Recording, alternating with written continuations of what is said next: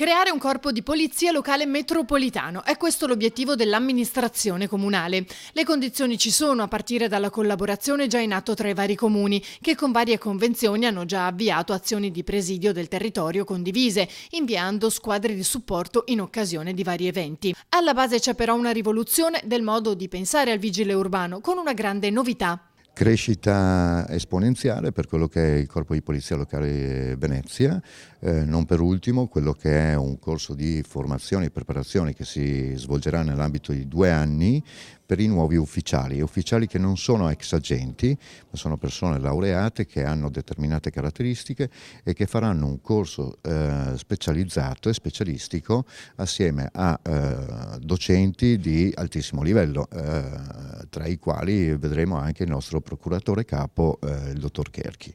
Cambiano anche i numeri, crescono. In origine erano 5, nel 2019 sono 200 e presto arriveranno nuove assunzioni. Così come i mezzi, in primis l'utilizzo del taser, l'arma a impulsi elettrici. Sempre più il corpo di polizia locale ritengo debba essere allineato a quelle che sono le altre forze di polizia, perché le competenze, pur essendo ben circoscritte, ci chiedono di intervenire con grande professionalità e specializzazione. Quindi su questo noi dobbiamo lavorare, c'è ancora molto da fare, anche se molto è stato fatto, come la riorganizzazione del corpo, per poi passare a quelli che sono beni strumentali, le nuove auto, le nuove imbarcazioni che stanno arrivando, il taser che è stato dato in dotazione al nostro corpo, che mi auguro al fine della fase sperimentale diventi poi strumento ordinario per tutti i reparti operativi. Ecco, quanto manca alla fine di questa fase sperimentale?